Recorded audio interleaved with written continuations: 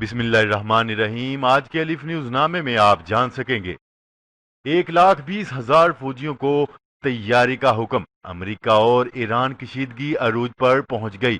امریکی صدر Donald Trump نے دھماکہ خیز اعلان کر دیا۔ ایران نے اپنے ایٹمی پلانٹ میں انتہائی خطرناک کام شروع کر دیا، بڑی خبر آ گئی۔ چین پاکستان اقتصادی راہداری منصوبے کا دوسرا مرحلہ شروع، بڑے پیمانے پر اقدامات کا آغاز کر دیا گیا۔ پاکستان اور بنگلہ دیش کے درمیان کشیدگی شدت اختیار کر گئی، بنگلہ دیش نے پاکستان کے حوالے سے بڑا فیصلہ کر لیا۔ امریکہ ایران جنگ کے دہانے پر خلیج فارس سے گزرنے والے مسافر طیاروں کے نشانہ بننے کا خدشہ، صورتحال کشیدہ، بڑی خبر آ گئی۔ خلیج فارس میں امریکی بحری بیڑے حرکت میں آ گئے، B-52 بمبار طیاروں کی پروازیں خطرے کی گھنٹی بج گئی۔ چین امریکہ تجارتی جنگ، یورپی کمپنیاں بھی خسارے میں۔ ترکی میں ناکام فوجی بغاوت میں ملوث ہونے کے شبے میں مزید افراد کی گرفتاریوں کا سلسلہ جاری، وزارت خارجہ کے 78 ملازمین کو گرفتار کر لیا گیا۔ بھارتی انتخابات، بی جے پی نے کامیابی کا دعویٰ کر دیا۔ سعودی عرب پر بڑا حملہ، مکہ اور جدہ کو میزائلوں سے نشانہ بنانے کی ایک اور کوشش ناکام۔ جی تو دوستو، یہ تھی ہماری آج کی ہیڈ لائنز۔ اب بڑھتے ہیں آج کے سوال کی طرف۔ سعودی عرب ایران کشیدگی۔ تو دوستو، آج کا ہمارا سوال یہ ہے کہ کیا امریکہ مسلمان ممالک کی آپس میں جنگ کروانا چاہتا ہے؟ جی ہاں، جی نہیں؟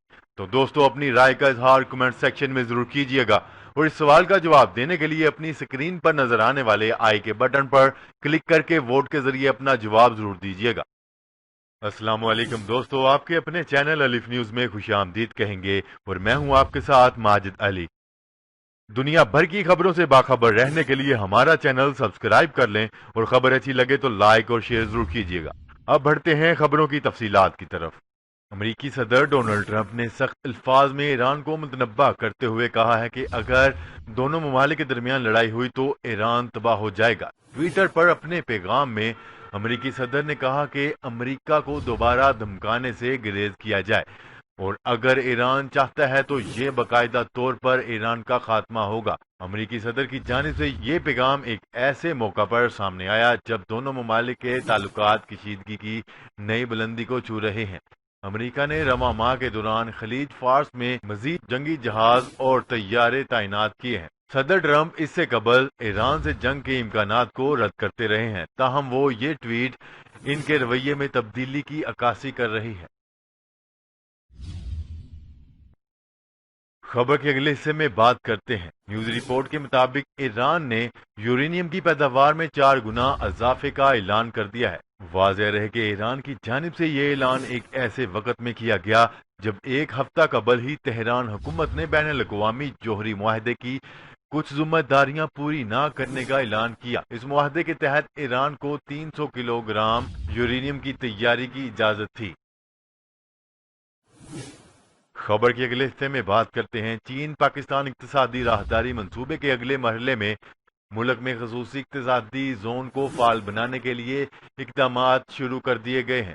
سرمایہ کاری بورڈ آئندہ 2 سال کے دوران پاک چین اقتصادی راہداری کے تحت تعمیر کیے جانے والے 7 مخصوص اقتصادی زونز کی تیز ترین تعمیر کے لیے جامع حکمت عملی مرتب کر رہی ہے۔ سی پیک سیکرٹری حکام کے مطابق ان اقتصادی زونز میں زمین کے حصول، یوٹیلٹی سروسز، سیکیورٹی اور بنیادی ڈھانچے کے مسائل کے خاتمے کے لیے ہنگامی اقدامات کیے جائیں گے تاکہ مقررہ وقت میں ان کی تکمیل کو یقینی بنایا جا سکے۔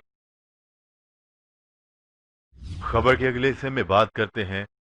بنگلہ دیشی حکومت نے پاکستانیوں کو ویزا جاری کرنے پر پابندی عائد کر دی۔ پاکستان کے لیے پروازوں کا اجرا بھی روک دیا گیا۔ پاکستان اور بنگلہ دیش کے مابین چل رہی سفارتی کشیدگی شدت اختیار کر گئی، اور بنگلہ دیش نے پاکستانیوں کے لیے ویزے کے اجرا پر پابندی کے بعد اب پاکستان آنے والی پروازیں بھی بند کر دی ہیں۔ تفصیلات کے مطابق بنگلہ دیش نے پاکستان کے لیے پروازوں کا اجرا روک دیا ہے۔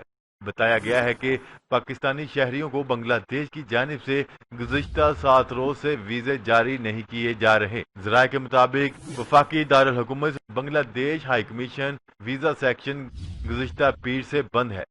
بنگلہ دیش نے یہ فیصلہ اپنے سفارتکار اقبال حسین کو پاکستان کی جانب سے ویزے کے عدم اجرا پر کیا۔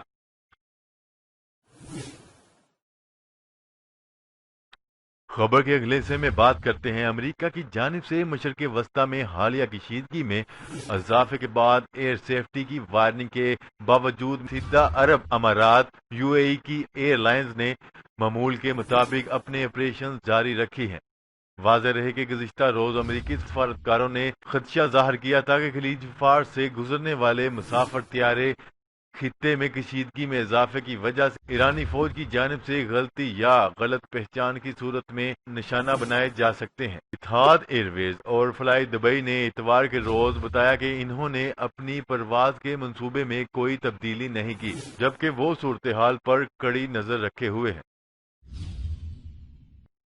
خبر کے اگلے حصے میں بات کرتے ہیں امریکہ اور ایران کے درمیان کشیدگی میں اضافے کے بعد امریکہ نے بحیرہ عرب میں ایرانی خدشات کا سامنا کرنے کے لیے فوجی مشقوں کا آغاز کر دیا۔ امریکی نیوی کا کہنا ہے خلیج فارس میں غیر ظاہر شدہ ایرانی خدشات کے پیش نظر تعینات فضائی طیاروں سے لیس بحری بیڑے کے ساتھ انہوں نے بحیرہ عرب میں مشقیں کی۔ ان کا کہنا تھا کہ یہ مشقیں اور تربیت امریکی Abraham Lincoln aircraft carrier کے ساتھ امریکی میرین کورپس کے تعاون سے کی گئی، جو اس بات کا ثبوت ہے کہ امریکہ کسی بھی قسم کے خطرات سے نمٹنے کی صلاحیت رکھتا ہے۔ ان کے مطابق اس مشق میں خلیج فارس میں تعینات امریکی ففتھ فلیٹ کے 2 گروہوں نے شرکت کی۔ امریکی نیوی کے مطابق 2 روز تک ہونے والی ان مشقوں میں فضا سے فضا میں حملوں کی تربیت کی گئی۔ خیال رہے کہ امریکہ نے رواں ماہ ایران پر نئی معاشی پابندیوں کے فوری بعد مشرق وسطی میں طیارہ بردار جہاز اور B-52 بمبار طیارے تعینات کیے تھے۔ خبر کے اگلے حصے میں بات کرتے ہیں امریکہ اور چین کے درمیان جاری کشیدگی کے بعد شدت آ چکی ہے۔ امریکی صدر ڈونلڈ ٹرمپ نے چینی مصنوعات پر اضافی ٹیکس بھی عائد کر دیے۔ غیر ملکی خبرساز ادارے کا کہنا ہے کہ ایک کاروباری سروے کے مطابق چینی امریکی تجارتی جنگ سے 1/3 یورپی کمپنیوں کو خسارے کا سامنا ہے۔ تنازعات حل نہ ہوئے تو مزید مسائل کھڑے ہوں گے۔ رواں برس جنوری اور فروری میں کرائے جانے والے اس سروے میں کہا گیا ہے کہ یورپی کمپنیوں کو امریکہ اور چینی مصنوعات میں اضافے کے منفی اثرات برداشت کرنا پڑیں گے۔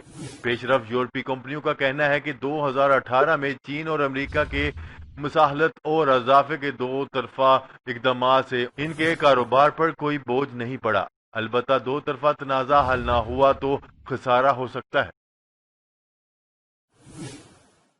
خبر کے اگلے حصے میں بات کرتے ہیں تفصیلات کے مطابق ترک حکام نے امریکی خارجہ کے 249 سابق موجودہ ملازمین کو 2016 کی ناکام فوجی بغاوت سے تعلق کے شعبے میں حراست میں لینے کا حکم دے دیا ہے۔